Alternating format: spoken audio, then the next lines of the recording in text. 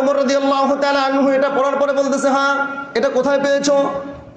এটা দুনিয়ার কোনো কবির সাহিত্য হতে পারে না, কবি সাহিত্যিকের কথা নয়, এটা কোনো দুনিয়ার কোনো কবির কবিতা নয়, এটা কোনো সাহিত্যিকের সাহিত্য ভান্ডার নয়। তুমি বলো এটা তুমি কার কাছে শিখেছো?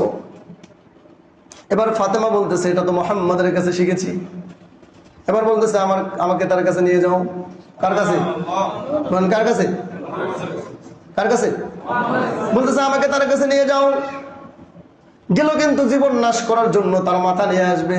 এবার বলতেছে তার কাছে নিয়ে যাও। ফাতেমা ভয় পায়। হত্যার চেষ্টা করা হলো রাসূলুল্লাহকে। বলতেছে এটাকে মেরে ফেলবো, এই মুহাম্মদকে দুনিয়ায় বাঁচতে দিব না।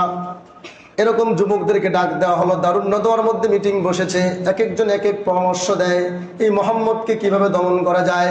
সবাই যখন পরামর্শ করে, পরামর্শের একটা পর্যায়ে গিয়ে তারা বলতেছে যে শোনো, এই মুহাম্মদকে দুনিয়া থেকে উঠিয়ে দেওয়া ছাড়া আর কোনো উপায় নাই। বলতেছে এই মুহাম্মদকে এবার দুনিয়া থেকে উঠিয়ে দিতে হবে, এই মুহাম্মদকে আর দুনিয়ায় রাখা যাবে না, তাকে এবার আমরা দুনিয়া থেকে উঠিয়ে দেব।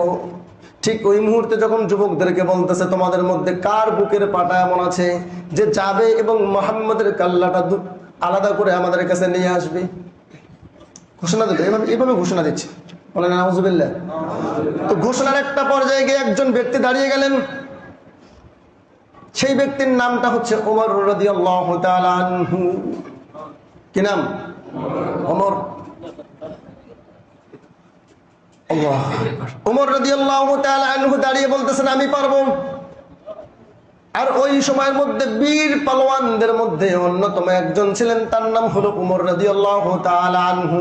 তিনি বলতেছেন হ্যাঁ কোনো ব্যাপারই না, মুহাম্মাদের কাল্লা নিয়ে আসতেছি, তোমরা এখানে বসে থাকো, আমি যাব আর ফিরে আসব, মুহাম্মাদের মাথাটা এই ছুরির ডগায় নিয়ে চলে আসবো। বলেন না নাউজুবিল্লাহ। এবার মুহাম্মদ খোলা তলোয়ার নিয়ে হাঁটা শুরু করে দিল। কার দিকে? বলেন না কার দিকে?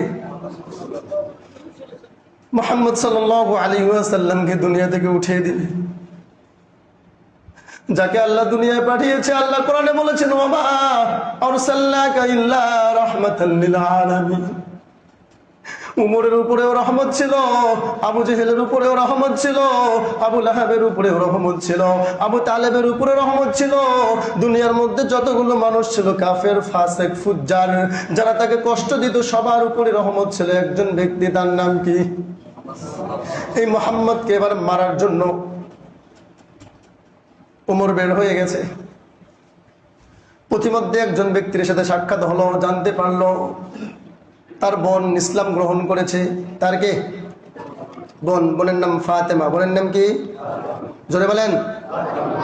কথা না বললে তো বুঝতে পারবো না, মনে হচ্ছে আপনারা মনে ঘুমাচ্ছেন। বলেন বোনের নাম কি? এবার বলতেছে ফাতেমা ইসলাম ধর্ম গ্রহণ করেছে এবং তার বোন জামারির নাম হচ্ছে সাঈদ। কি নাম? প্রতিমধ্যে একজন বলতেছে হ্যাঁ কোথায় যাও ওমর? বলতেছে আমি তো মুহাম্মাদের কল্লা তুলে নিয়ে আসবো। এবার বলতেছে মুহাম্মাদের মাথা ধর থেকে আলাদা করার আগে তুমি নিজের ঘরের খবর নাও, কারণ তোমার বোন এবং তোমার জামাতা ইসলাম গ্রহণ করেছে। সুবহানাল্লাহ। এবার ওমর বলতেছে হ্যাঁ এটা কেমন কথা, যাই আগে এই দুইটারে শায়েস্তা করে আসি, এই দুইটারে আগে শায়েস্তা করি। উমর সেদিকে ছুটে গেল নাঙ্গা তলোয়ার নিয়ে। এবার দরজার মধ্যে এরকম টক টক আওয়াজ দিচ্ছে। আর ওই সময় খাত্তাব রাদিয়াল্লাহু তাআলা আনহু, নাম কি? বলেন নাম কি? না খাব্বাব। নাম কি? খাব্বাব রাদিয়াল্লাহু তাআলা আনহু দরজা লাগিয়ে দিয়ে উমর রাদিয়াল্লাহু তাআলা আনহু বোন জামাই এবং তার বোনকে ইসলাম শেখাচ্ছিলেন, কোরআন তেলাওয়াত শেখাচ্ছিলেন। কি শেখাচ্ছিলেন? কোরআন তেলাওয়াত শেখাচ্ছিলেন। উমর এবার দরজার মধ্যে টক টক আওয়াজ দিল। ফাতেমা তো ভয়ে শেষ, খাত্তাবকে লুকিয়ে রাখলো দরজার ভিতরে, একটা জায়গার মধ্যে লুকিয়ে রেখে দরজা খুলে দিল। দরজা খুলে দেওয়ার পরে উমর ভিতরে গিয়ে বলতেছে হ্যাঁ শুনলাম তুমি নাকি মুহাম্মাদের সেই পাগলামির দিকে পা বাড়িয়েছো। বলে নাউজুবিল্লাহ। শুনলাম তুমি নাকি মুহাম্মাদের রবকে বিশ্বাস করো।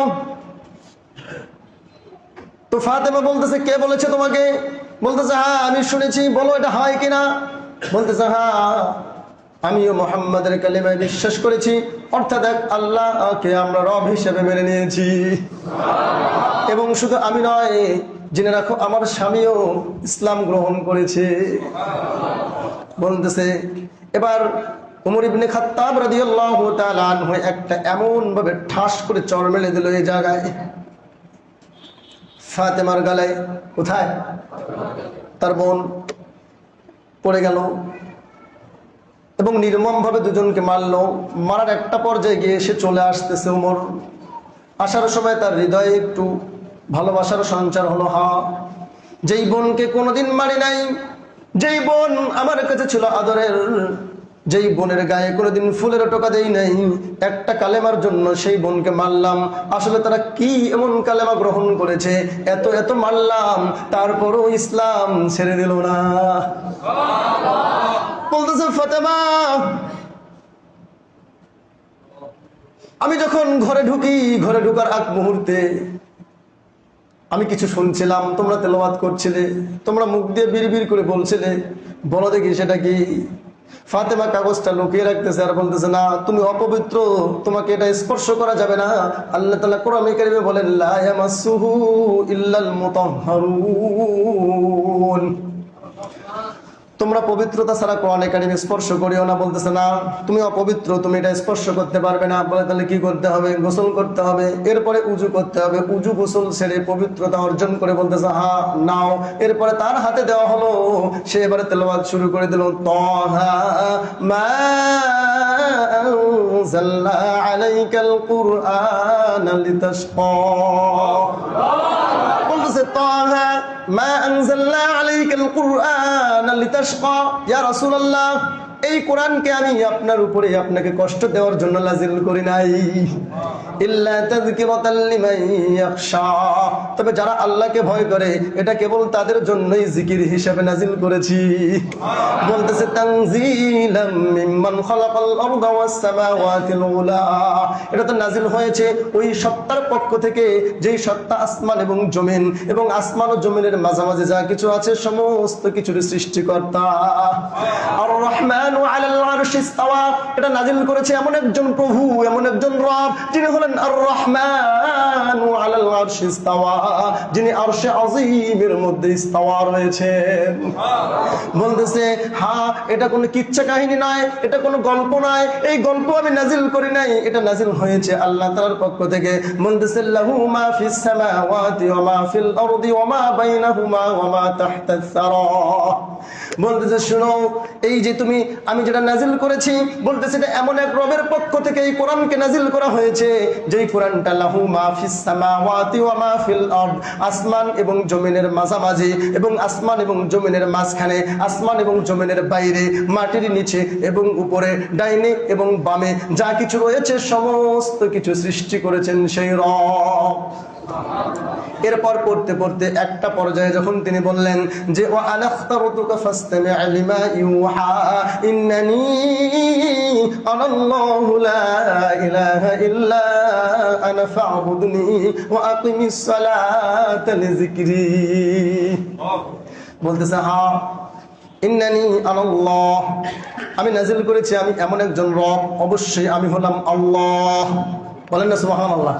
বলতেছে আমি হলাম আল্লাহ, লা ইলাহা ইল্লা আনা ফা'বুদনি, বলে শুনো তোমরা আমাকে বিশ্বাস করো, আমি এমন একজন আল্লাহ, এমন একজন লা ইলাহা ইল্লা আনা ফা'বুদনি, আমি ছাড়া আর কোনো উপাস্য নাই।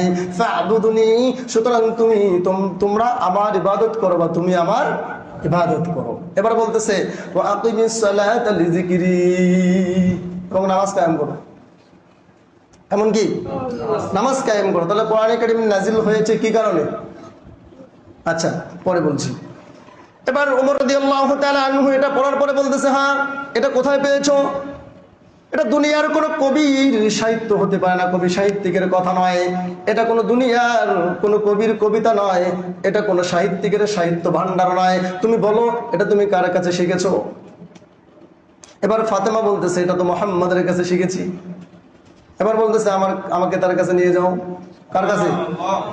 কার কাছে? কার কাছে? বলতেছে আমাকে তার কাছে নিয়ে যাও।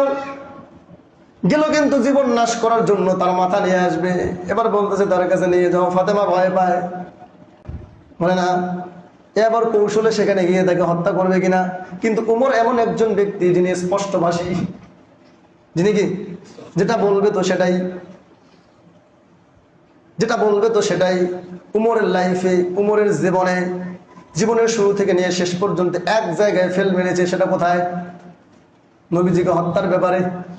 তাছাড়া কোথাও তিনি অকৃতকার্য হন নাই। তো চল, এবার বলতেছে আমাকে নিয়ে যাও। দরজার আড়াল থেকে এবার খাব্বাব রাদিয়াল্লাহু তাআলা আনহু বের হয়ে বলতেছে, গত রাতে প্রিয় নবী তোমার জন্য দোয়া করেছে, ইয়া আল্লাহ, মক্কার মধ্যে দুইজন ওমর, একজন হচ্ছে আবু জেহেল, আরেকজনের নাম হচ্ছে কি ওমর। ওই সময়ের নাম ছিল আবুল হেকাম। বলতেছে ইয়া আল্লাহ, আবুল হেকাম কিংবা উমরকে তুমি ইসলামের জন্য কবুল করে নাও। বলছে মনে হয় তোমার জন্য দোয়া কবুল হয়ে গিয়েছে, চলো। এবার উমর রাদিয়াল্লাহু তাআলা আনহু এই তিনজন ব্যক্তিকে নিয়ে যাওয়া শুরু করলো। যাইতে যাইতে যখন প্রিয় নবীর সাথে সাহাবায়ে কেরাম আছে, তারা কিন্তু টকবক এরকম টকবক করতেছে যে হ্যাঁ মনে হয় মেরে ফেলবে, মনে হয় মেরে ফেলবে। এই যে আসতেছে, তারা হাত পা গুটিয়েছে, বলতেছে ইয়া রাসূলুল্লাহ, উমরকে আপনার কাছে আসতে দেব না, আপনি শুধু বলেন, আপনি শুধু বলেন, উমর যেখানে আছে সেখানেই থামিয়ে দেব। তারা বলতেছে, সাহাবায়ে কেরাম, রাসূলুল্লাহ বললেন যে না, দরকার নাই, চুপ থাকো, ভিন্ন কিছু ঘটতে যাচ্ছে। সুবহানাল্লাহ। এবার উমর রাদিয়াল্লাহু তাআলা আনহু কাছে আসলেন। আসার পরে বলতেছেন, হে মুহাম্মদ, তুমি সেই মুহাম্মদ, আমি তোমার হাতে হাত রেখে ইসলাম কবুল করতে চাই। বলেন লা ইলাহা ইল্লাল্লাহ। ইসলাম ধর্ম গ্রহণ করলো। সাথে সাথে এবার ঘুরে দাঁড়ালো। যেই তলোয়ার এতদিন পর্যন্ত ইসলামকে দমন করার জন্য প্রচেষ্টা চালিয়ে গিয়েছিল, যেই তলোয়ার প্রিয় নবী সাল্লাল্লাহু আলাইহি ওয়াসাল্লামকে হত্যা করার জন্য এগিয়ে গিয়েছিল, যেই তলোয়ার, খোলা তলোয়ার নিয়ে ইসলামকে অবদমিত করার জন্য, ইসলামকে চিরতরে নিভিয়ে দেওয়ার জন্য এতদিন পর্যন্ত প্রচেষ্টা চালিয়েছে, এবার ইসলাম ধর্ম গ্রহণ করার সাথে সাথে, কালিমা গ্রহণ করার সাথে সাথে বলতেছে, ইয়া রাসূলুল্লাহ, ইসলাম আর গোপনে গোপনে নয়, ইসলামের দাওয়াত এবার প্রকাশ্যে মক্কার অলিতে গলিতে নিয়ে চলেন। কোথায়? এবার ইসলামের দাওয়াত প্রকাশ্যে হবে, আর কোনো গোপন নয়, আর কোনো ভয় নাই। ইসলামের জন্য কেউ যদি ইসলামের বিপক্ষে যদি দাঁড়িয়ে যায়, এবার উমর রাদিয়াল্লাহু তাআলা আনহুর অপেক্ষায় কিন্তু সবাই অপেক্ষা করতেছে দারুন নদওয়ায়। কোথায়? ওই যে সভাগৃহ, সেখানে অপেক্ষা করতেছে যে কখন আসবে। যেমন আমাদের পার্লামেন্ট, বাংলাদেশ পার্লামেন্ট, ঠিক ওই সময় তাদের পার্লামেন্টের নাম ছিল কি? দারুন নদওয়া। কি নাম ছিল? পার্লামেন্টে সবাই অপেক্ষা করতেছে কখন আসবে আবু জেহেল, এরপরে আবুল আহাব সহ সমস্ত কাফেরেরা, নেতৃবর্গীয় লোকগুলো সেখানে অপেক্ষা করতেছে কখন উমর আসবে। আর উমরের হাতে যে মাথা আছে, সেই মাথা আমরা দেখবো। তারা বারবার বের হয় আর দেখে উমর আসে, উমর আসে, উমর আসে নাঙ্গা তলোয়ারে নিয়ে, বলতে বলতে আসে, হ্যাঁ আমি ইসলাম গ্রহণ করেছি, কার এমন বুকের পাটা আছে আমার সামনে আসো, আমাকে মারো দেখি। কে বলছে? উমর এভাবে বলে দিল। আল্লাহু আকবার। ইসলামের প্রথম জামানা ইসলাম গ্রহণ করেছে গরিব মানুষেরা। কারা? অর্থ সম্পদ নাই, মানুষের গোলাম, এমন ব্যক্তিরা ইসলাম গ্রহণ করেছিল। এমনই একজন ব্যক্তির নাম হচ্ছে বেলাল।